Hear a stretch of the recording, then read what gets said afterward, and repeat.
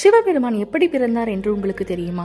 சிவபெருமானின் பிறப்பு பற்றி புராணங்களில் பல கதைகள் சொல்லப்படுகின்றன. அவற்றில் சிவபுராணத்தில் கூறப்படும் கதை மிகவும் பிரபலமானதாக கருதப்படுகிறது.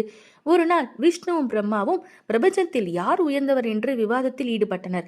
நான் தான் மிகப்பெரிய சக்தி என்று இருவரும் தங்களை பெருமைப்படுத்தி பேசிக் கொண்டிருந்தனர். அந்த தருணத்தில் அவர்கள் முன்னால் ஒரு பேரொளியுடன் கூடிய மர்மமான தூண் திடீரென தோன்றியது. அந்த தூணில் இருந்து ஒரு தெய்வீக குரல் எழுந்தது. இந்த தூணின் ஆரம்பத்தையோ முடிவையோ யார் கண்டுபிடிக்கிறீர்களோ அவரே உயர்ந்த சக்தி. இதை கேட்டதும் இருவரும் அந்த சவாலை ஏற்றுக்கொண்டனர். விஷ்ணு வராக அவதாரம் எடுத்து தூணின் அடியை தேடி பூமிக்குள் ஆழமாக சென்றான். பிரம்மா ஒரு பறவையின் உருவம் கொண்டு தூணின் உச்சியை கண்டுபிடிக்க வானத்தை நோக்கி பறந்தான். ஆனால் நீண்ட நேரம் தேடியும் இருவராலும் தூணின் தொடக்கத்தையோ முடிவையோ கண்டுபிடிக்க முடியவில்லை. இறுதியில் தங்கள் தோல்வியை உணர்ந்து இருவரும் திரும்பி வந்தார்கள். அந்த நொடியில் அந்த பேரொளி தூணில் இருந்து சிவபெருமான் தன் உண்மையான வடிவில் வெளிப்பட்டார்.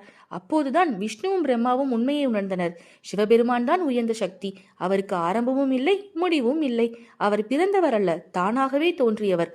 அதனால்தான் சிவபெருமான் சுயம்பு, ஆதி மற்றும் அந்தமற்ற பரம்பொருள் என்று போற்றப்படுகிறார். அதனால்தான் அவரை மக்கள் சுயம்பு பெருமான், சுயம்பு லிங்கம் என்று அழைக்கிறார்கள்.